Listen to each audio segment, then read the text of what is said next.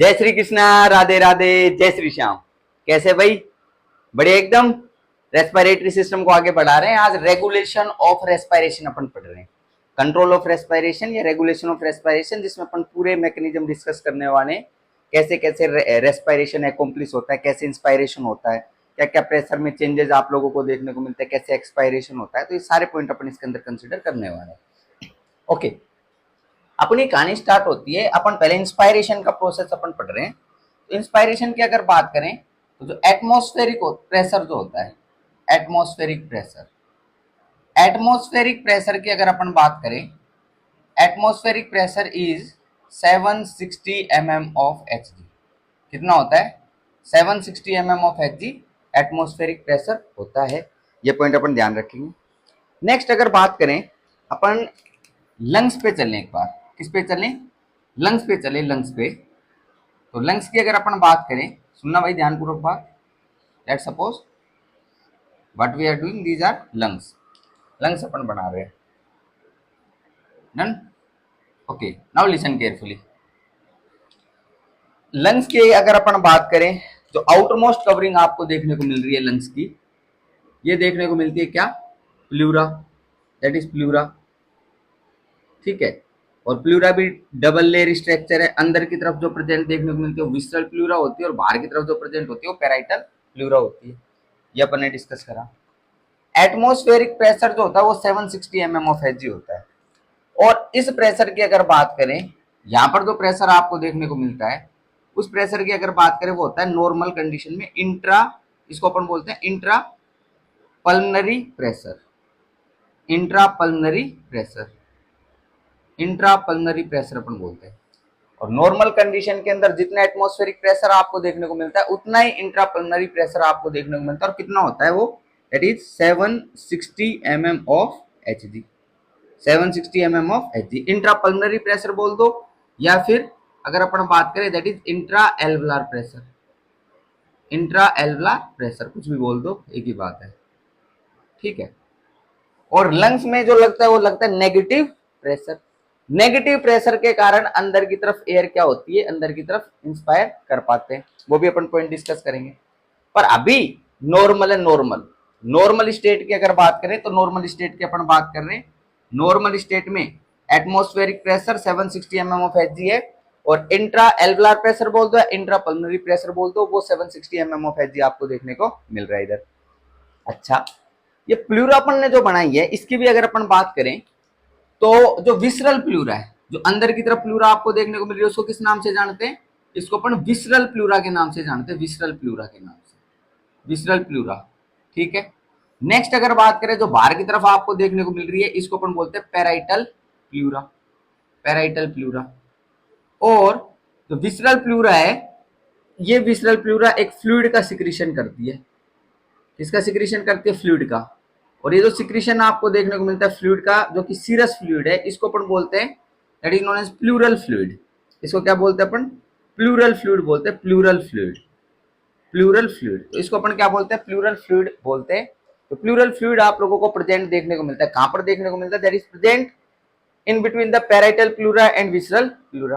Parietal pleura और visceral pleura के बीच में प्रेजेंट आपको देखने को मिल रहा है, जो कि विसरल प्लूरा ने सिक्रीट किया है।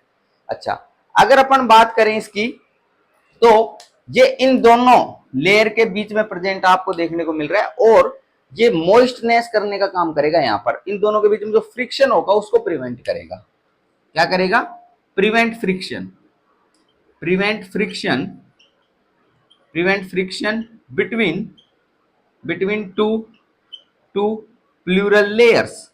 टू प्लूरल लेयर्स, जो प्लूरल लेयर्स आपको देखने को मिलती है उनके बीच में जो फ्रिक्शन होगा उसको प्रिवेंट करने का जो काम करता है वो कौन करता है? प्लूरल फ्लूइड करता है। अच्छा, ये प्लूरल फ्लूइड जो है ये विसरल एपिथेलियल सेल से बन रहा है, और ये ड्रेन कहां हो रहा है? अगर इसके ड्रेनेज की बात करें तो ध्यानपूर्वक बात सुनना।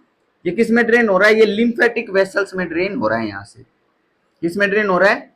लिम्फेटिक वेसल्स में ड्रेन हो रहा है ये। ठीक है, फिर नया बनते जा रहा है। और लिम्फेटिक वेसल्स में अगर ये ड्रेन हो रहा है तो यहाँ पर क्या लगता है? सक्शन लगता है। सक्शन, सिंपल बात, सक्शन का कॉन्सेप्ट लगता है। सक्शन, लिम्फेटिक वेसल के अंदर ये क्या जा रहा है? ड्रेन होता जा रहा है। इसीलिए लिम्फेटिक वेसल के अंदर ये ड्रेन होता जा रहा है, तो ये सक्शन का जो कॉन्सेप्ट लग रहा है। इसीलिए इंट्राप्लूरल प्रेशर की अगर बात करें, किसकी बात करें, इसीलिए इंट्राप्लूरल प्रेशर की अगर बात करें, इंट्राप्लूरल प्रेशर की अगर बात करें तो जो इंट्राप्लूरल प्रेशर आपको देखने को मिलता है वो कैसा होता है, वो नेगेटिव प्रेशर होता है। वो क्या होता है, नेगेटिव प्रेशर होता है।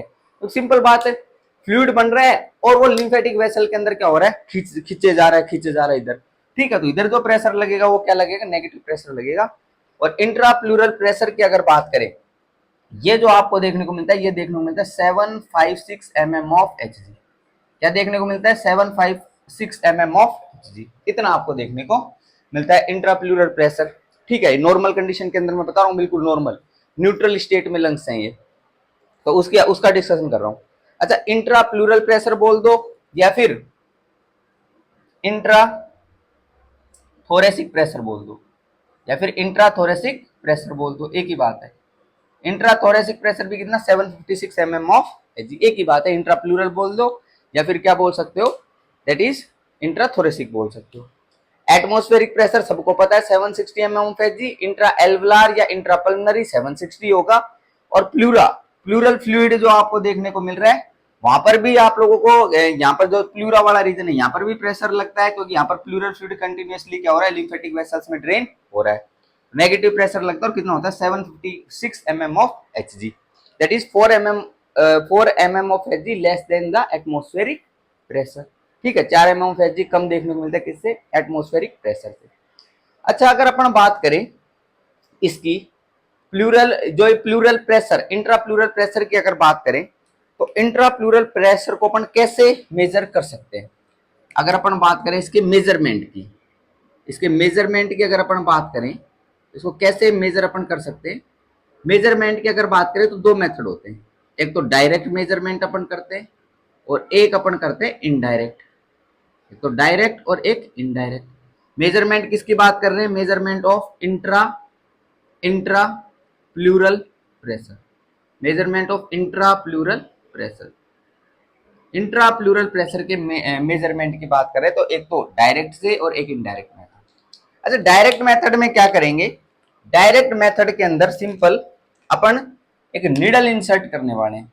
क्या इंसर्ट करने वाले हैं, किसके अंदर, निडल इंसर्ट करने वाले हैं, किसके अंदर, प्लूरल कैविटी के अंदर एक निडल इंसर्ट करी। और इस निडल को अपन ने किसके साथ कनेक्ट कर दिया, इस निडल को अपन ने बाहर की तरफ कनेक्ट कर दिया मैनोमीटर के साथ। किसके साथ, मैनोमीटर के साथ, मरकरी वाला जो मैनोमीटर होता है उसके साथ कनेक्ट कर दिया। जो प्रेशर आप लोगों को देखने को मिलता है वो 756 mm Hg, उसको अपन क्या कर सकते हैं, मॉनिटर कर सकते हैं। वो डायरेक्ट मेथड है। निडल को किसमें डाला, प्लूरल कैविटी में डाला, और फिर फ्लूइड को, जो प्रेशर आपको देखने को मिल रहा है उसको क्या करा, मॉनिटर करा। एक मेथड होता है उसको अपन बोलते हैं इनडायरेक्ट मेथड।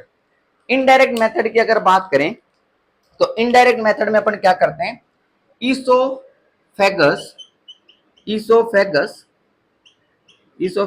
बैलून डालते हैं। क्या डालते हैं अपन, ईसोफेगस बैलून डालते हैं। और इस ईसोफेगस बैलून को अपन किससे कनेक्ट करते हैं, मैनोमीटर से कनेक्ट करते हैं, मैनोमीटर से कनेक्ट करते हैं, ठीक है। ये ध्यान रखना। अरे ये माना जाता है कि जो ईसोफेगस के अंदर जो प्रेशर लग रहा होगा, क्योंकि ईसोफेगस जो ट्रैकिया वाला पोर्शन इसके जस्ट पीछे की तरफ आपको देखने को मिलेगा, तो ईसोफेगस में जो प्रेशर लग रहा होगा वो सेम प्रेशर प्लूरा के अंदर लग रहा होगा। तो ईसोफेगस बैलून को डाला अपन ने और मैनोमीटर से कनेक्ट कर दिया कनेक्ट, तो जो प्रेशर आपको देखने को मिल रहा है वही इंट्राप्लूरल प्रेशर है। तो दो तरीके से अपन क्या कर सकते हैं, इसको मेजर कर सकते हैं, ठीक है। ये पॉइंट अपन ने बात करी, नॉर्मल की बात करी, 760 mm of Hg, 760 mm of Hg and that is 756 mm of Hg। अच्छा, पॉइंट अपन डिस्कस करते हैं। नेक्स्ट पॉइंट क्या है, next point is during inspiration की बात अपन कर रहे हैं और नॉर्मल क्वाइट ब्रीथिंग की बात करें। नॉर्मल क्वाइट ब्रीथिंग जिसमें जो टाइडल वॉल्यूम है, टाइडल वॉल्यूम वही पर्सन क्या कर रहा है, इंस्पायर कर रहा है, ठीक है। ड्यूरिंग इंस्पायरेशन की अगर अपन बात करें तो एटमॉस्फेरिक प्रेशर की अगर बात करें तो एटमॉस्फेरिक प्रेशर तो जितना था उतना ही रहेगा, बिल्कुल। कितना रहेगा एटमॉस्फेरिक प्रेशर, एटमॉस्फेरिक प्रेशर आपका रहेगा that is 760 mm of Hg, जितना था उतना ही रहेगा, ठीक है।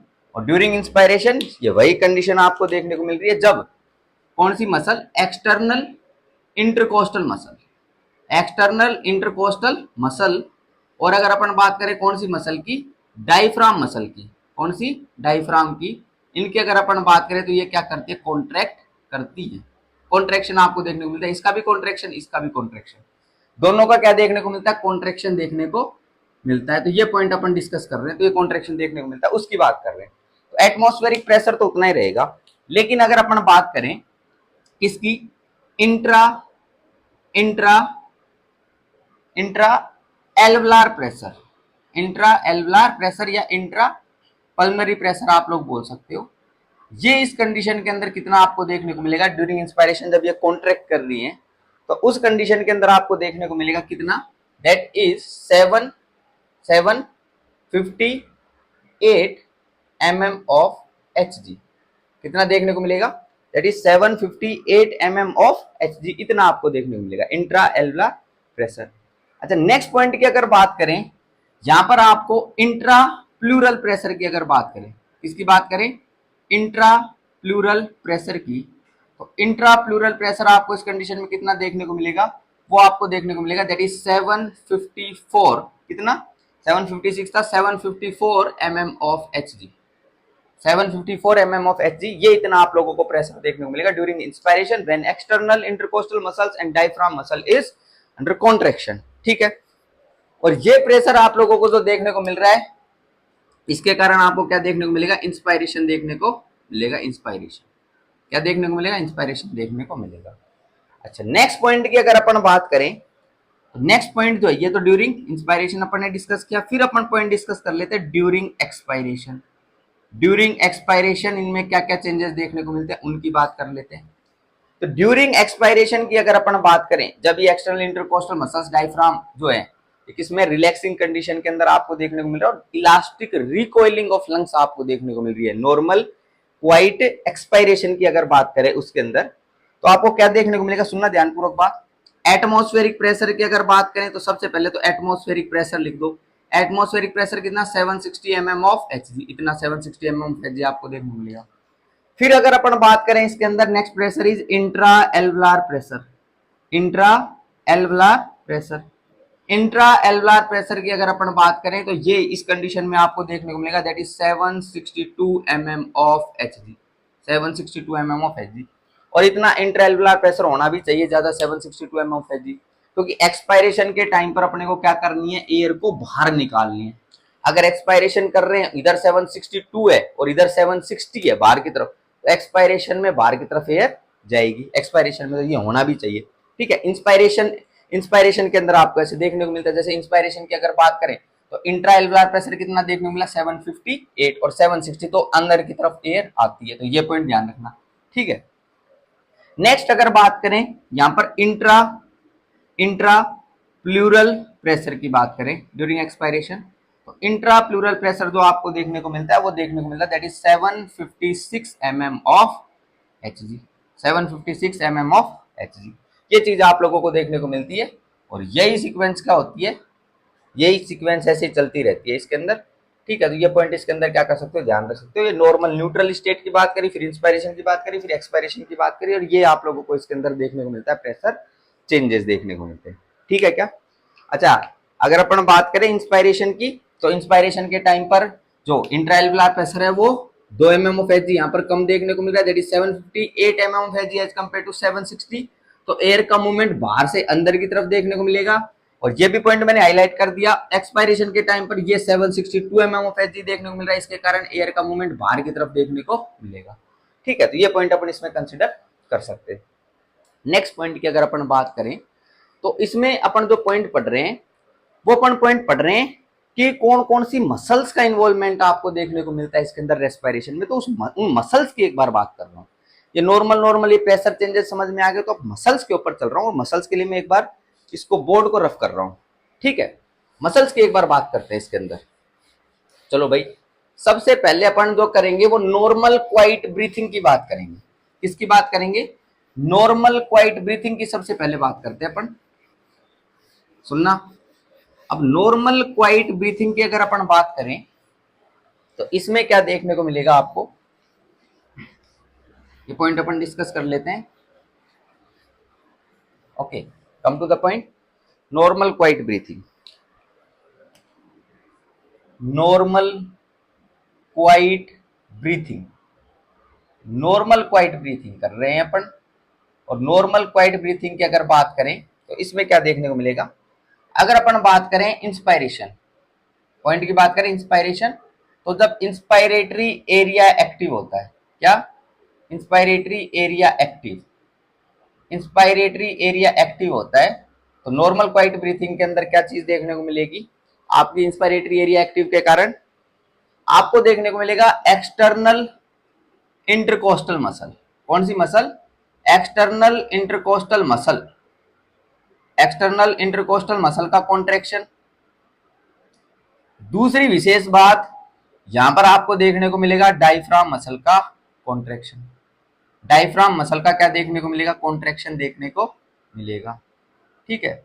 और यही मेनली प्राइमरीली इन्वॉल्व होती है किसके अंदर, इंस्पायरेशन के अंदर। So these are also known as external intercostal muscles and diaphragm muscle are also known as primary inspiratory muscles, ठीक है, क्योंकि दोनों ही आप लोगों की मेन इन्वॉल्व होती है। अच्छा, डायफ्राम मसल को एक नर्व सप्लाई करती है, उस नर्व की अगर अपन बात करें तो ध्यान देना, जो नर्व सप्लाई करती है उस नर्व को बोलते हैं फ्रेनिक नर्व। कौन सी नर्व, फ्रेनिक नर्व। और ये फ्रेनिक नर्व जो है C3 टू C5 वाले पोर्शन से सप्लाई कर रही है, ठीक है। बाकी अगर बात करें एक्सटर्नल इंटरकोस्टल मसल की, तो यहां पर जो सप्लाई करती है उसकी अगर अपन बात करें वो कौन सी नर्व है, वो है इंटरकोस्टल नर्व। कौन सी नर्व है, इंटरकोस्टल नर्व। और इंटरकोस्टल नर्व की अगर बात करें तो ये T1 से T11 यहां से सप्लाई करती है, T1 से T11 यहां से सप्लाई कर रही है ये पॉइंट ध्यान रख सकते हो। अब इनका कॉन्ट्रैक्शन देखने को मिला, एक्सटर्नल इंटरकोस्टल मसल का कॉन्ट्रैक्शन और डायफ्राम मसल का कॉन्ट्रैक्शन ये देखने को मिला। तो इसके कारण क्या देखने को मिलेगा भाई, इनके कारण देखने को मिलेगा, सुनना ध्यानपूर्वक बात, इसके कारण देखने को मिलेगा आपको इंस्पायरेशन। क्या देखने को मिलेगा इसके कारण, इंस्पायरेशन देखने को मिलेगा, इंस्पायरेशन, ठीक है। नेक्स्ट अगर बात करें, नॉर्मल क्वाइट ब्रीथिंग ही चल रही थी, तो इस कंडीशन में क्या देखने को मिलेगा आपको, तो इस कंडीशन में देखने को मिलेगा कि इंस्पायरेटरी एरिया जो होगा, ये तो इंस्पायरेशन हो गया, अब जो होगा वो इंस्पायरेटरी एरिया जो होगा वो हो जाएगा इनहिबिट। इंस्पायरेटरी एरिया क्या हो जाएगा, दैट इज इनएक्टिव। अब इस कंडीशन में इंस्पायरेटरी एरिया इनएक्टिव हो गया, और अगर इंस्पायरेटरी एरिया इनएक्टिव हो गया तो इस कंडीशन के अंदर अब क्या देखने को मिलेगा आपको, ये जो कॉन्ट्रैक्ट हुई थी मसल ये क्या हो जाएंगी, रिलैक्स हो जाएंगी। तो diaphragm diaphragm and external intercostal muscles and external intercostal muscles relax, ठीक है, ये पॉइंट ठीक था। और एक पॉइंट और ध्यान रखना है इसके अंदर, एक पॉइंट क्या ध्यान रखना है इसके अंदर, वो ध्यान रखेंगे कि इलास्टिक रिकॉइलिंग आपको देखने को मिलेगी, elastic recoil, elastic recoil of lungs.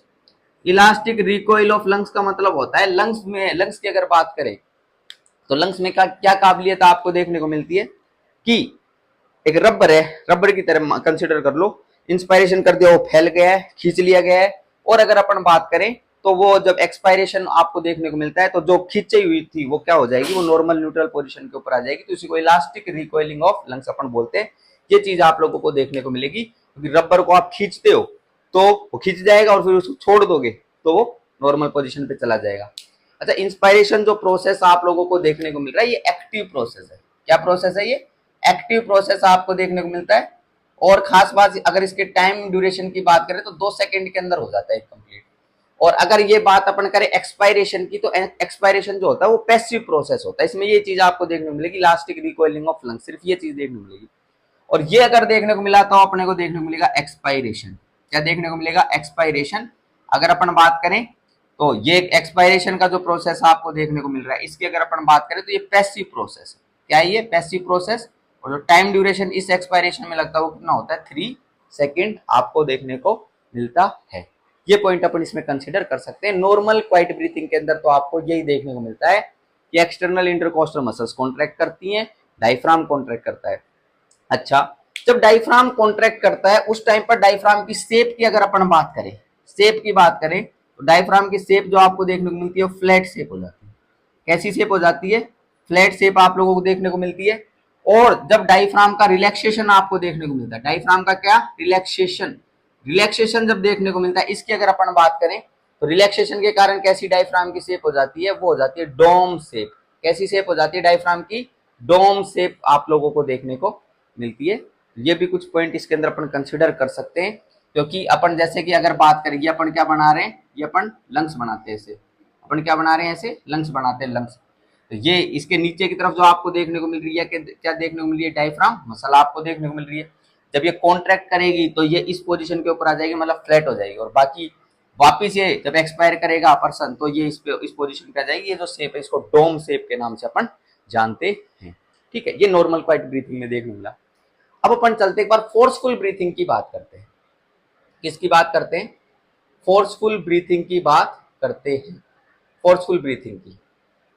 चलो भाई, फोर्सफुल ब्रीथिंग की अगर अपन बात करें, फोर्सफुल ब्रीथिंग की, तो इसमें आपको क्या देखने को मिलता है, फोर्सफुल ब्रीथिंग में, फोर्सफुल ब्रीथिंग में देखने को मिलेगा कि अगर इंस्पायरेशन करवाना है तो कौन सा एरिया, इंस्पायरेटरी एरिया एक्टिव करवाओ। पहले तो इंस्पायरेटरी एरिया को क्या करवाओ, एक्टिव करवाओ, इंस्पायरेटरी एरिया एक्टिव। ठीक है, अब इंस्पायरेटरी एरिया एक्टिव, तो इस कंडीशन में क्या आप लोगों को देखने को मिलेगा, जो प्राइमरी मसल्स है, क्या है, प्राइमरी मसल्स, उनको, प्राइमरी मसल्स है, उन एकली से काम नहीं चलेगा फोर्सफुल ब्रीथिंग में, तो उनको सेकेंडरी जो मसल्स हैं इंस्पायरेशन की, वो क्या करेगी, मदद करेगी। ठीक है, तो इंस्पायरेटरी एरिया एक्टिव हुआ है तो सेकेंडरी मसल जो होंगी वो क्या करेंगी, काम करेगी। अब उनकी बात कर रहे हैं अपन, कौन कौन सी मसल की, जैसे कि अगर बात करें डायफ्राम, डायफ्राम जो है तो प्राइमरी है, डायफ्राम, डायफ्राम मसल की बात करें उसका कॉन्ट्रैक्शन आपको देखने को मिलेगा। बाकी अगर बात करें sterno, sterno cleido, sterno cleido mastoid muscle, कौन सी muscle, sterno cleido mastoid muscle, इसकी बात कर सकते हैं अपन। नेक्स्ट अगर बात करें स्केलेनी मसल, कौन सी मसल, स्केलेनी मसल, इसकी बात कर सकते हैं अपन। और अगर अपन डिस्कस करना चाहें तो अपन कर सकते हैं pectoralis, pectoralis minor, pectoralis minor. ठीक है, डायफ्राम तो प्राइमरी प्राइमरी मसल हो गई आपकी, प्राइमरी इंस्पायरेटरी मसल। बाकी ये जो मसल आप लोगों को देखने को मिल रही है, इनकी अगर बात करें कौन सी मसल हो गई, ये सेकेंडरी इंस्पायरेटरी मसल्स हो गई। ठीक है, diaphragm, external intercostal muscles, sternocleidomastoid muscle, scalene muscle, pectoralis minor muscle, ये इनकी अगर बात करें तो इंस्पायरेटरी एरिया जब एक्टिव हुआ है फोर्सफुल ब्रीथिंग के अंदर, तो भाई ये क्या करेगी, इनका आपको देखने को मिलेगा कॉन्ट्रैक्शन। क्या देखने को मिलेगा, कॉन्ट्रैक्शन देखने को मिलेगा, और कॉन्ट्रैक्शन के कारण क्या देखने को मिलेगा, इंस्पायरेशन होगा। क्या होगा, इंस्पायरेशन। ये पॉइंट ध्यान रखना। नेक्स्ट अगर अपन बात करें फोर्सफुल ब्रीथिंग के अंदर क्या होता है, ये इंस्पायरेटरी एरिया जब एक्टिव होता है फोर्सफुल ब्रीथिंग के टाइम पर, तो ये अपने आप एक्सपायरेटरी एरिया को एक्टिवेट कर देता है। ये एक्सपायरेटरी एरिया को भी इस कंडीशन में क्या कर देता है, एक्टिवेट कर देता है। जब इंस्पायरेटरी एरिया एक्टिवेट होता है, ये इंस्पायरेटरी एरिया ने खुद एक्सपायरेटरी एरिया को क्या कर दिया, एक्टिवेट कर दिया। अगर ये एक्टिवेट कर दिया तो यहां पर आप लोगों को एक्सपायरेशन कैसे देखने को मिलेगा, एक्सपायरेशन की अगर बात करें तो एक्सपायरेशन कैसे देखने को मिलेगा, यहां पर ध्यानपूर्वक बात सुन सकते हो आप लोग। अगर डिस्कस करें, एक तो मसल का ध्यान रखना, that is known as internal, internal intercostal muscle. एक तो ध्यान रखना internal intercostal muscle, internal intercostal muscle, कौन सी मसल ध्यान रखेंगे, इंटरनल इंटरकोस्टल मसल। और एक मसल जो अगर अपन डिस्कस करें, डायरेक्ट शॉर्ट में लिख देता हूं, एब्डोमिनल मसल्स। कौन सी मसल्स, एब्डोमिनल मसल्स, इसके पार्ट अपन डिस्कस नहीं करें। एब्डोमिनल मसल्स जो है इनका क्या देखने को मिलेगा, आपको कॉन्ट्रैक्शन देखने को मिलेगा, और इनके कॉन्ट्रैक्शन के कारण आपको क्या देखने को मिलेगा, एक्सपायरेशन देखने को मिलेगा। ये पॉइंट इसके अंदर ध्यान रखना। लेकिन जब फोर्सफुल ब्रीथिंग की कंडीशन होती है तो ये इंस्पायरेटरी एरिया जो आप लोगों को देखने को मिल रहा है, इंस्पायरेटरी एरिया, ये क्या कर देता है, ये एक्सपायरेटरी एरिया को क्या कर देता है, एक्टिवेट कर देता है। और इसके कारण ये चीजें आप लोगों को देखने को मिलती है कि एब्डोमिनल मसल्स और इंटरनल इंटरकोस्टल मसल्स जो है कॉन्ट्रैक्ट करती हैं। और इधर अगर इंस्पायरेटरी एरिया एक्टिव हुआ है फोर्सफुल ब्रीथिंग में, तो एक्सेसरी मसल्स का भी यूज आपको देखने को मिलेगा। प्राइमरी तो थी डायफ्राम, वो तो कॉन्ट्रैक्ट कर ही रही थी, लेकिन एक्सेसरी जैसे कि स्टर्नोक्लीडोमास्टोइड, स्केलेने मसल, पेक्टोरलिस माइनर मसल, इनका भी क्या देखने को मिलेगा, कॉन्ट्रैक्शन देखने को मिलेगा, जिसके कारण क्या देखने को मिलता है, इंस्पायरेशन देखने को मिलता है। तो दो अलग अलग प्रकार से अपन ने पढ़ा है। नॉर्मल क्वाइट ब्रीथिंग में तो सिर्फ ये इंस्पायरेटरी एरिया जो एक्टिव हुआ है ये क्या हो जाता है, इनएक्टिव हो जाता है एक्सपायरेशन के टाइम पर, लेकिन वहां पर एक्सपायरेटरी एरिया क्या होता है, एक्टिव होता है। अच्छा, फोर्सफुल ब्रीथिंग के अंदर अगर आप बात करें तो फोर्सफुल ब्रीथिंग में वेंट्रल ग्रुप ऑफ न्यूरॉन्स, क्या वेंट्रल ग्रुप ऑफ न्यूरॉन्स जो होते हैं वो एक्टिव होते हैं। क्या होते हैं? Ventral group of neurons. Ventral group of neurons वो क्या होते हैं? एक्टिव होते हैं। और इधर अगर बात करें नॉर्मल क्वाइट ब्रीथिंग में, यहां पर आप लोगों को डोर्सल, कौन से? डोर्सल ग्रुप ऑफ न्यूरॉन्स जो रहते हैं वो एक्टिव रहते हैं। डोर्सल ग्रुप ऑफ न्यूरॉन्स ये क्या रहते हैं? ये एक्टिव रहते हैं। तो ये पॉइंट अपन ध्यान रख सकते हैं, dorsal group of neurons active होते हैं। ये अपन ने कहाँ डिस्कस किया है पॉइंट? डोर्सल न्यूरॉन्स वाला, वेंट्रल न्यूरॉन्स वाला, ये अपन ने पूरी न्यूरोलॉजी डिस्कस कर ली। उस न्यूरोलॉजी के अंदर मेडुला ऑब्लोंगेटा, ब्रेन स्टेम वाला पॉइंट जब अपन ने डिस्कस किया था, तो वहां पर डोर्सल ग्रुप ऑफ न्यूरॉन्स और वेंट्रल ग्रुप ऑफ न्यूरॉन्स इनका अपन ने डिस्कस किया था। तो ये कुछ पॉइंट्स अपन इसके अंदर कंसिडर कर सकते हैं। तो अभी अपन ने क्या डिस्कस कर लिया? अभी अपन ने जो प्रेशर चेंजेस आपको देखने को मिलते हैं इंस्पायरेशन एक्सपायरेशन के टाइम पर वो डिस्कस कर लिया। नॉर्मल क्वाइट ब्रीथिंग किन किन के कारण देखने को मिलती है ये पॉइंट अपन ने डिस्कस कर लिया। प्राइमरी मसल्स इंस्पायरेशन की कौन सी? डायफ्राम मसल हो गई और एक्सटर्नल इंटरकोस्टल मसल हो गई। एक्सेसरी मसल कौन सी? ये अपन ने लिख दी, स्टर्नोक्लीडोमेस्टोइड, स्केलेने मसल, पेक्टोरलिस माइनर और ये चीज। और अगर बात करें ये एक्सपायरेटरी में ये ध्यान रख लेना, internal intercostal muscles and abdominal muscles, इनका कॉन्ट्रैक्शन एक्सपायरेशन के लिए रेस्पॉन्सिबल होता है। ठीक है, अब ये कुछ dorsal group of neurons, ventral group of neurons से कुछ पॉइंट आया है। ठीक है, इससे रिलेटेड अपन एक टॉपिक डिस्कस कर लेते हैं अभी इसी में। ये क्योंकि रेस्पिरेशन को पूरा अपन कैसे समझ लेते हैं कि रेस्पिरेशन कैसे कैसे आप लोगों को देखने को मिलता है। ठीक है, तो उस पॉइंट को अपन समझने के लिए अपन क्या करते हैं? डायरेक्ट रेस्पिरेटरी सेंटर्स पे चलते हैं। किस पे चलते हैं? रेस्पिरेटरी सेंटर्स पे चलते हैं। तो वो पॉइंट मैं आप लोगों के सामने डिस्कस कर रहा हूं and I have to again rough the board. Okay, now come to the respiratory centres. Respiratory centres की अगर अपन बात करें, टेक ए क्विक रिवीजन। अपन ने वैसे डिस्कस कर रखा है, कहां पे डिस्कस कर रखा है अपन ने न्यूरोलॉजी के अंदर डिस्कस कर दिया था। ये कहां पर? न्यूरोलॉजी के अंदर डिस्कस कर दिया था। अब मैं वापस आप लोगों को थोड़ा थोड़ा एक्सप्लेन कर देता हूं यहां पर। Okay, listen carefully. अपन बात कर रहे हैं किसकी? रेस्पिरेटरी सेंटर्स की बात कर रहे हैं। किसकी बात कर रहे हैं? रेस्पिरेटरी सेंटर्स की बात कर रहे हैं, रेस्पिरेटरी सेंटर्स की। ठीक है, रेस्पिरेटरी सेंटर्स की अगर अपन बात करें इधर, तो अपन एक बार चलते हैं किसके ऊपर? ये आप लोगों को देखने को मिलता है, ये देखने को मिलता है पोन्स, और ये आप लोगों को इसके जस्ट नीचे की तरफ जो देखने को मिलता है ये देखने को मिलता है मेडुला ऑब्लोंगेटा। ये तो हो गया पोन्स, और इसके जस्ट नीचे की तरफ देखने को मिलता है मेडुला ऑब्लोंगेटा। ब्रेन स्टेम की एक बार अपन बात कर रहे हैं। ठीक है, अगर अपन बात करें पोन्स की, तो पोन्स में आप लोगों को दो रेस्पिरेटरी सेंटर देखने को मिलते हैं। एक जो देखने को मिलता है इसको अपन जानते हैं न्यूमोटैक्सिक सेंटर। किस नाम से जानते हैं? न्यूमोटैक्सिक सेंटर के नाम से जानते हैं, न्यूमोटैक्सिक सेंटर। और एक सेंटर जो आपको यहां पर प्रेजेंट देखने को मिलता है वो देखने को मिलता है एपनियोस्टिक सेंटर। कौन सा सेंटर? एपनियोस्टिक सेंटर आपको यहां पर देखने को मिलता है, एपनियोस्टिक सेंटर। और मेडुला ऑब्लोंगेटा की अगर बात करें, मेडुला ऑब्लोंगेटा के अंदर मेन सेंटर आप लोगों को देखने को मिलता है रेस्पिरेटरी सेंटर की अगर बात करें, उसको अपन बोलते हैं medullary rhythm city centre. Medullary rhythm city centre, medullary rhythm city centre इसको अपन बोलते हैं। ये पॉइंट इसके अंदर कंसीडर करना, pneumotaxic, apneustic and medullary rhythm city centre ये आपको देखने को मिलते हैं।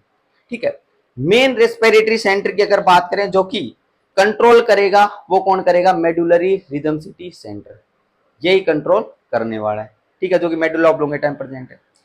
बाकी इंस्पायरेशन की अगर बात करें, इंस्पायरेशन के इनिशिएशन की अगर बात करें, ध्यान रखना, इंस्पायरेशन इनिशिएट, इंस्पायरेशन इनिशिएट कौन करेगा? इंस्पायरेशन इनिशिएट के लिए रेस्पॉन्सिबल कौन होगा? एपनियोस्टिक सेंटर होगा। न्यूमोटैक्सिक सेंटर क्या करेगा? ये इंस्पायरेशन को या ब्रीथिंग को रेगुलेट करेगा। ब्रीथिंग बोल दो या फिर क्या बोल दो? इंस्पायरेशन बोल दो। इसको क्या करेगा? रेगुलेट करेगा। इंस्पायरेशन को क्या करेगा? रेगुलेट करेगा। या फिर इस अपन बोल सकते हैं इंस्पायरेशन को इनहिबिट करेगा। इंस्पायरेशन को क्या करेगा? ये इनहिबिट करेगा। ये पॉइंट ध्यान रखना। अच्छा, इनका मतलब एक बार समझना कैसे।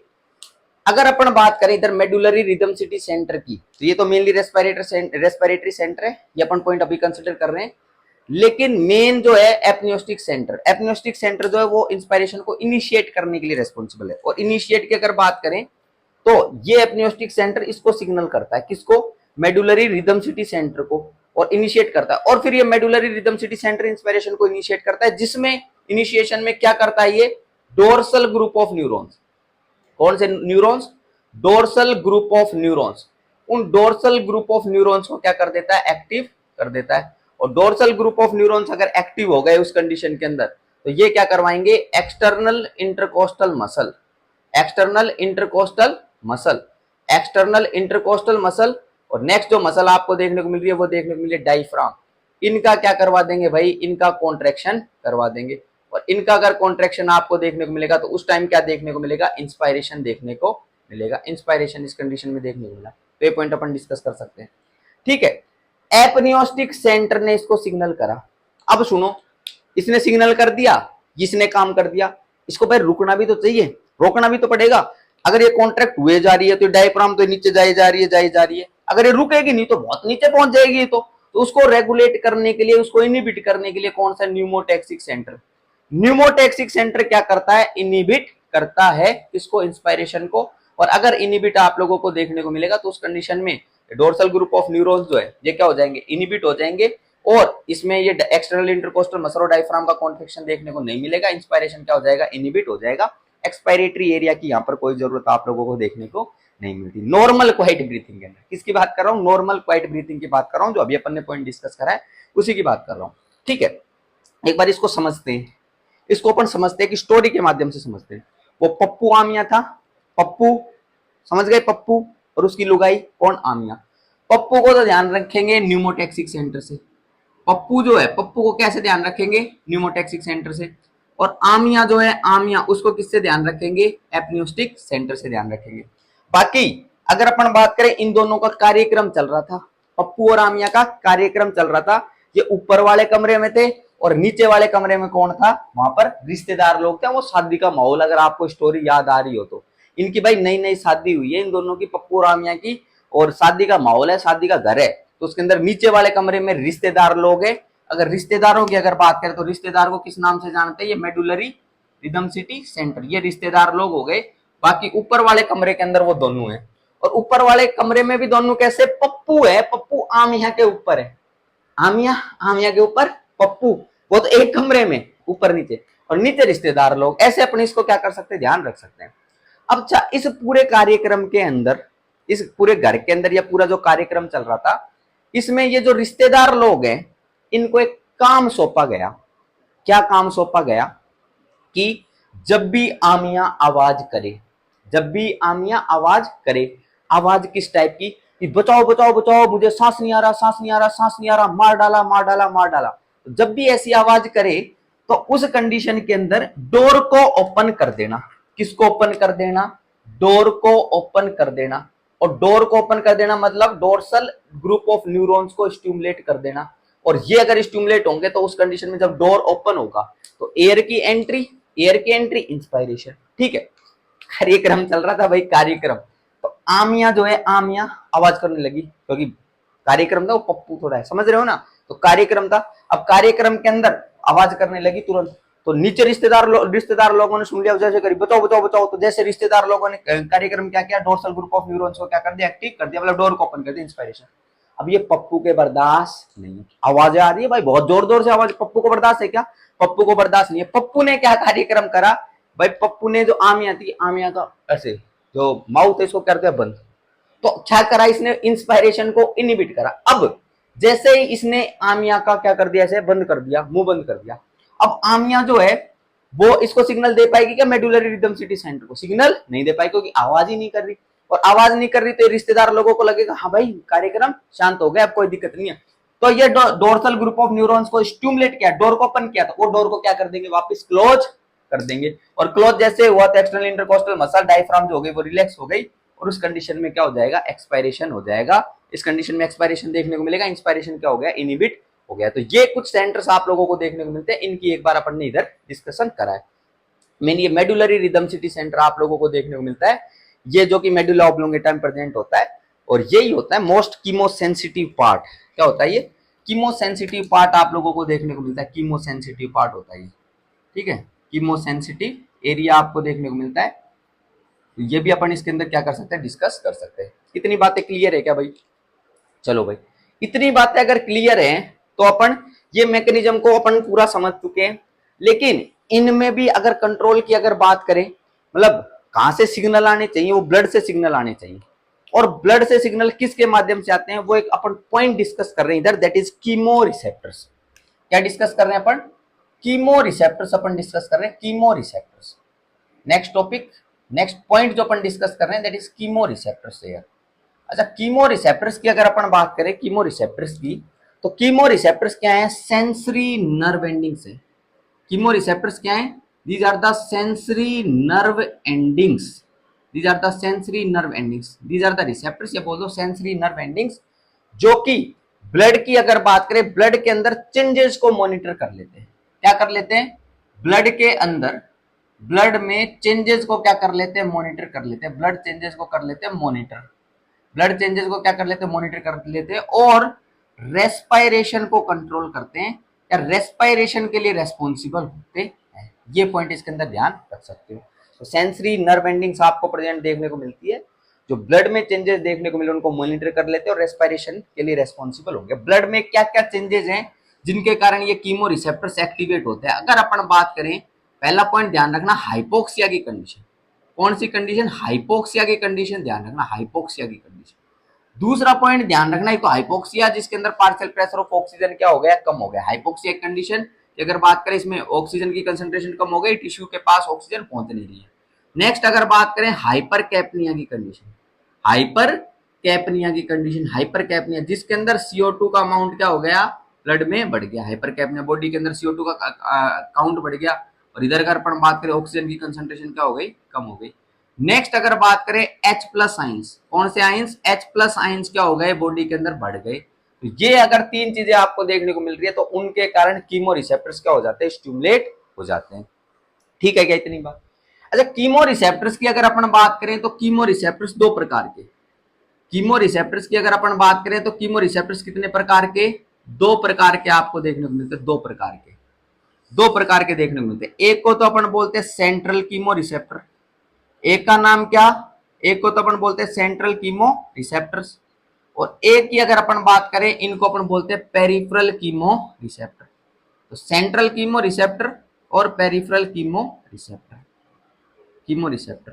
ठीक है, अब इनको समझते हैं। सेंट्रल कीमो रिसेप्टर की अगर बात करें तो ध्यान रखना, ये कहां पर प्रेजेंट आपको देखने को मिल रहा है, ये मेडुला ऑब्लोंगेटा वाले हिस्से के अंदर प्रेजेंट देखने को मिल रहा है।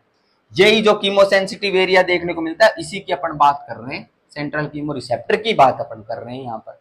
ठीक है, अच्छा, ये अगर अपन बात करें तो सेंट्रल कीमो रिसेप्टर्स दो होते हैं कि किससे सेंसिटिव होते हैं, H+, इंक्रीज H+ से क्या होते हैं, सेंसिटिव होते हैं। मतलब अगर H+ की कंसंट्रेशन अगर बढ़ रही है तो उस कंडीशन के अंदर ये सेंसिटिव होते हैं, और ये फिर ब्रीथिंग को क्या कर देंगे, इनिशिएट कर देंगे। तो वो पॉइंट अपन डिस्कस करते हैं। एक बार सुनना ध्यानपूर्वक बात। एक तरफ मैं बना रहा हूं मेडुला ऑब्लोंगेटा, क्या बना रहा हूं, ये मेडुला ऑब्लोंगेटा बना रहा हूं, और एक तरफ मैं बना रहा हूं ब्लड सर्कुलेशन। क्या बना रहा हूं मैं, ब्लड सर्कुलेशन बना रहा हूं। ठीक है, अब सुनना ध्यानपूर्वक बात।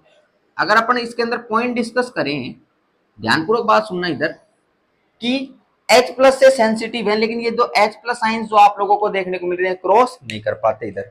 तो इस कंडीशन के अंदर H+ आइंस जो है, H+ आइंस जो है वो इधर क्रॉस नहीं कर पाते। इसीलिए क्या होता है, ब्लड की अगर बात करें, जब H+ की कंसंट्रेशन बढ़ रही है, एसिडिक एनवायरनमेंट बढ़ रहा है, तो कार्बन डाइऑक्साइड भी बढ़ रही होगी। ये CO2 जो है, ये मेडुला ऑब्लोंगेटा की तरफ क्या करती है, डिफ्यूज करके जाती है, और CO2 किसके साथ कंबाइन करती है, वहां पर H2O के साथ कंबाइन करती है, किसमें, मेडुला ऑब्लोंगेटा में। और एक एंजाइम की प्रेजेंस चाहिए, उस एंजाइम सभी बालक जानते हैं, मेरे से जो बच्चे पढ़ रहे हैं सब जानते हैं, CO2 H2O जो एक एंजाइम के साथ कंबाइन करता है, उस एंजाइम का नाम है carbonic anhydrase, that is carbonic anhydrase. और ये किसके अंदर कन्वर्ट हो जाएगा, ये H2CO3 में कन्वर्ट हो जाएगा। किस में कन्वर्ट हो जाता है, ये H2CO3 में कन्वर्ट हो जाता है। और H2CO3 जो है, ये दो चीजों में डिसोसिएट कर जाता है, एक तो H+ के अंदर और एक HCO3- के अंदर, इनमें डिसोसिएट कर जाता है। ठीक है, नेक्स्ट अगर बात करें इधर, तो नेक्स्ट पॉइंट अपन इसके अंदर क्या ध्यान रखेंगे, नेक्स्ट पॉइंट ध्यान रखेंगे कि अगर ये H+ जो आपको देखने को मिल रहा है, H+, ये जो है ये यहां पर फॉर्म हुआ है, तो ये किसको स्टिमुलेट करेगा, ये ध्यान रखना। मेडुला ऑब्लोंगेटा में कौन से receptor present, central chemo receptor present. तो ये H+ जो बना है, ये क्या कर देगा, ये सेंट्रल कीमो रिसेप्टर्स को क्या कर देगा, स्टिमुलेट कर देगा। और सेंट्रल कीमो रिसेप्टर्स जैसे स्टिमुलेट होंगे तो उस कंडीशन के अंदर जो डोर्सल ग्रुप ऑफ न्यूरॉन्स है, जिनको अपन इंस्पायरेटरी न्यूरॉन्स के नाम से भी जानते हैं, किसके नाम से जानते हैं, इंस्पायरेटरी न्यूरॉन्स के नाम से भी जानते हैं, इंस्पायरेटरी न्यूरॉन्स के नाम से, तो ये क्या हो जाते हैं, ये स्टिमुलेट हो जाते हैं। हुआ क्या, ये H प्लस आइंस निकले, ये H प्लस आइंस ने क्या कर दिया, जो ये यहाँ पर रिसेप्टर प्रेजेंट आप लोगों को देखने को मिले, जिनको सेंट्रल कीमो रिसेप्टर के नाम से जानते हैं, इन सेंट्रल कीमो रिसेप्टर को इस H प्लस ने स्टिमुलेट कर दिया। और अगर स्टिमुलेट कर दिया तो ये किसको सिग्नल करेगा, ये डोर्सल, किसको, डोर्सल ग्रुप ऑफ न्यूरॉन्स को सिग्नल करेगा। डोर्सल ग्रुप ऑफ न्यूरॉन्स को क्या करने वाला है, सिग्नल करने वाला है, या फिर इंस्पायरेटरी न्यूरॉन्स बोल दो, उनको सिग्नल करने वाला है, जिसमें आप लोगों को देखने को मिलेगा वेंटिलेशन बढ़ जाएगा। क्या देखने को मिलेगा, वेंटिलेशन इंक्रीज देखने को मिलेगा, मतलब हाइपर वेंटिलेशन की कंडीशन आप लोगों को इस पेशेंट में, इस पर्सन के अंदर नजर आएगी। सिंपल बात, ठीक है। तो ये पॉइंट अपन इसके अंदर क्या कर सकते हैं, कंसिडर कर सकते हैं। अच्छा, और थोड़ी अगर अपन बातें करें वेंटिलेशन, वेंटिलेशन के अंदर रैपिड एंड डीप ब्रीथिंग आपको देखने को मिलती है, रैपिड एंड डीप ब्रीथिंग आपको देखने को मिलती है। और रैपिड एंड डीप ब्रीथिंग आपको देखने को मिल रही है इस पर्सन में, हाइपर वेंटिलेशन पर्सन को देखने को मिल रहा था ऐसे पर्सन को, ठीक है। और हाइपर वेंटिलेशन में ये देखने को मिल रहा है, तो इसके कारण एज ए कंपनसेटरी मैकेनिज्म क्या होगा, CO2 का वाश आउट आपको देखने को मिलेगा। CO2 का वाश आउट बढ़ जाएगा, मतलब जो CO2 अंदर की तरफ एक्यूमुलेट हो रही थी, एसिडिक एनवायरमेंट बढ़ रहा था, because CO2 is a acidic gas, CO2 is a acidic gas. तो इस कंडीशन के अंदर CO2 का वॉश आउट आपको देखने को मिलेगा, लंग्स के माध्यम से बाहर की तरफ देखने को मिलेगा। और उस कंडीशन के अंदर आप लोगों का जो रेस्पिरेटरी सेंटर स्टिमुलेट हुआ था, इसने ये काम कर दिया, तो ये देखने को मिलेगा CO2 बाहर की तरफ चली जाएगी, बॉडी में ज्यादा एक्यूमुलेट हो रखी थी, ठीक है। तो ये पॉइंट इसमें कंसीडर आप लोग कर सकते हैं।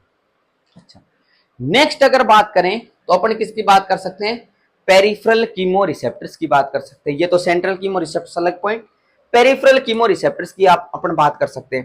पेरिफेरल कीमो रिसेप्टर्स आपको कहां पर प्रेजेंट देखने को मिलते हैं, पेरिफेरल कीमो रिसेप्टर दो जगह पर प्रेजेंट आपको देखने को मिलते हैं। एक तो आपको देखने को मिलते हैं that is carotid sinus, carotid sinus, carotid bodies बोल दो, वहां पर आपको प्रेजेंट देखने को मिलते हैं, ठीक है। नेक्स्ट अगर बात करें, नेक्स्ट पॉइंट अपन ध्यान रख सकते हैं, कहां पर प्रेजेंट आपको देखने को मिलता है, दैट इज आर्च ऑफ आरोटा। कहां पर, आर्च ऑफ आरोटा पर आपको देखने को मिलते हैं। एक तो आर्च ऑफ आरोटा पर, कैरोटिड बॉडीज पर आपको नेक वाले रीजन के अंदर यहां पर देखने को मिलते हैं। अच्छा, अगर अपन बात करें पेरिफेरल कीमो रिसेप्टर की, तो पेरिफेरल कीमो रिसेप्टर्स कैसे काम करते हैं, ये पेरिफेरल कीमो रिसेप्टर्स जो होते हैं, these are sensitive to hypoxia, sensitive to hypoxia, hypoxia की कंडीशन के अंदर ये क्या हो रहे थे, ज्यादा सेंसिटिव होते हैं। वैसे तो सेंसिटिव तो तीनों से ही है, लेकिन हाइपोक्सिया से सबसे ज्यादा सेंसिटिव है ये पेरिफेरल कीमो रिसेप्टर। अच्छा, क्यों, अगर कैरोटिड साइनस और आर्च ऑफ आरोटा की बात करें, यहां पर कौन से रिसेप्टर प्रेजेंट है, पेरिफेरल कीमो रिसेप्टर प्रेजेंट है। और पेरिफेरल कीमो रिसेप्टर की भी अगर बात करें, किसकी बात कर रहा हूं, पेरिफेरल कीमो रिसेप्टर की भी बात करूं, तो यहां पर इनके अंदर आपको प्रेजेंट देखने को मिलती है सेल, और उस सेल को अपन बोलते हैं ग्लोमस सेल। कौन सी सेल बोलते हैं भाई, इसको अपन बोलते हैं ग्लोमस सेल, ठीक है। अब सुनना ध्यानपूर्वक बात, इधर क्या पॉइंट डिस्कस कर रहा हूं। अगर बात करें यहां पर इस पे ग्लोमस सेल में आप लोगों को क्या देखने को मिलता है, ग्लोमस सेल में देखने को मिलता है कि oxygen sensitive potassium ion channel present होते हैं। Oxygen sensitive potassium ion channel जो हैं वो ग्लोमस सेल की सेल मेम्ब्रेन में प्रेजेंट आपको देखने को मिलते हैं। और ये क्या कार्यक्रम करते हैं, जब ऑक्सीजन आप लोगों को प्रेजेंट देखने को मिल रही है, क्या देखने को मिल रही है, ऑक्सीजन, ऑक्सीजन की प्रेजेंस आपको देखने को मिलती है, ऑक्सीजन की प्रेजेंस, तो उस कंडीशन के अंदर ये क्या करते हैं, उस कंडीशन के अंदर जो ये पोटेशियम आयन चैनल्स आप लोगों को देखने को मिल रहे हैं, जब ऑक्सीजन की प्रेजेंस है उस कंडीशन के अंदर, तो क्या रहेंगे, ये ओपन रहेंगे। क्या रहेंगे, ये ओपन रहेंगे। जब ऑक्सीजन एडिक्वेटली अमाउंट में प्रेजेंट है तो ऑक्सीजन को सेंस करेंगे और पोटेशियम आयन चैनल ओपन रहेंगे। और पोटेशियम आयन चैनल अगर ओपन उस कंडीशन में देखने को मिल रहा है, तो कोई भी सेल है उसके अंदर पोटेशियम की कंसेंट्रेशन ICF के अंदर ज्यादा होती है, तो पोटेशियम का इस दौरान क्या देखने को मिलेगा, इफ्लक्स देखने को मिलेगा। ये तो नॉर्मल रेस्पॉन्स मैंने बताया कि ऑक्सीजन अगर है तो oxygen sensitive potassium channel open रहेंगे, और अगर ये ओपन रहेंगे तो उस कंडीशन में पोटेशियम बाहर की तरफ ई फ्लक्स होता रहेगा। अब नेक्स्ट कंडीशन अपन जनरेट कर देते हैं, दैट इज हाइपोक्सिया की कंडीशन। कौन सी कंडीशन जनरेट कर रहा हूं? हाइपोक्सिया की कंडीशन में जनरेट कर रहा हूं। पर्सन में कौन सी कंडीशन जनरेट हुई? हाइपोक्सिया। अब हाइपोक्सिया की कंडीशन के अंदर ऑक्सीजन का काउंट क्या है? कम। ऑक्सीजन का काउंट अगर कम है तो ये oxygen sensitive potassium ion channel open रह पाएंगे क्या? ओपन नहीं रह पाएंगे। तो ये क्या हो जाएंगे इस कंडीशन के अंदर? हाइपोक्सिया की कंडीशन में क्या हो जाएंगे? ये क्लोज हो जाएंगे। हाइपोक्सिया की कंडीशन में पोटेशियम आयन चैनल क्या हो जाएंगे? क्लोज हो जाएंगे। और अगर क्लोज हो गए तो क्या पोटेशियम का ई फ्लक्स हो पाएगा क्या इस कंडीशन में?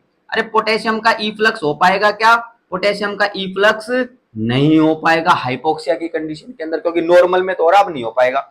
और पोटेशियम जो है ई फ्लक्स नहीं होगा, बाहर नहीं निकलेगा। क्यों नहीं निकलेगा? क्योंकि इस कंडीशन में पोटेशियम आयन चैनल क्लोज हो गए। तो पोटेशियम कहां एक्यूमुलेट होगा? ग्लोमस सेल में एक्यूमुलेट होगा। और अगर ग्लोमस सेल में पोटेशियम एक्यूमुलेट हो रहा है तो इस कंडीशन के अंदर तो सेल की इलेक्ट्रोनेगेटिविटी है उस पर प्रभाव पड़ेगा या सेल पॉजिटिविटी की तरफ शिफ्ट होगी। और उस पॉजिटिविटी की अगर बात करें, जब सेल पॉजिटिविटी की तरफ जाती है तो उसको अपन बोलते हैं डीपोलराइजेशन। क्या बोलते हैं? डीपोलराइजेशन अपन बोलते हैं। तो सेल का डीपोलराइजेशन आपको देखने को मिलेगा ग्लोमस सेल का। और जब डीपोलराइजेशन आप लोगों को देखने को मिलेगा तो यहां से किस चीज का जनरेशन देखने को मिलेगा? यहाँ पर नर्व एंडिंग्स आपको देखने को मिलेंगी। उन नर्व एंडिंग्स में क्या देखने को मिलेगा? एक्शन पोटेंशियल जनरेट आपको देखने को मिलेगा। और वही एक्शन पोटेंशियल कहां जाएगा? वो मेडुला ऑब्लोंगेटा के पास जाएगा और वो डोर्सल ग्रुप ऑफ न्यूरॉन्स को एक्टिवेट करवा देगा, जिसमें CO2 का वॉश आउट आप लोगों को देखने को मिलेगा। तो ये पॉइंट अपन इसके अंदर क्या कर सकते हैं? कंसीडर कर सकते हैं। ठीक है। तो जब कार्बन डाइऑक्साइड की कंसंट्रेशन बढ़ रही है, ठीक है, हाइपोक्सिया की कंडीशन है, H+ की कंसंट्रेशन बढ़ रही है, तो ये कैसे बॉडी कंपनसेट कर लेती है? तो ये पॉइंट इसके अंदर अपन क्या कर सकते हैं? कंसीडर कर सकते हैं। तो कीमो रिसेप्टर्स का भी जानना अपने को जरूरी था। अपन ने पढ़ क्या क्या लिया? अपन ने पढ़ा क्या क्या प्रेशर चेंजेस आपको देखने को मिलते हैं इंस्पायरेशन और एक्सपायरेशन के टाइम पर, नॉर्मल क्या होता है। फिर अपन ने पढ़ा नॉर्मल क्वाइट ब्रीथिंग में मसल्स कौन सी इन्वॉल्वमेंट होती है, कैसे कैसे होता है। और फोर्सफुल ब्रीथिंग के बारे में अपन ने डिस्कस कर लिया। फिर अपन ने डिस्कस करा रेस्पिरेटरी सेंटर के बारे में, ये पॉइंट डिस्कस कर दिए। और लास्ट में कीमो रिसेप्टर्स अपन ने पॉइंट डिस्कस करा। तो बहुत स्पेशल क्लास है, बहुत सारी चीजों को मैंने इसके अंदर क्या कर दिया? कवर कर दिया है। आज के लेक्चर को अपन यहीं समाप्त करते हैं। Thank you so much for the class.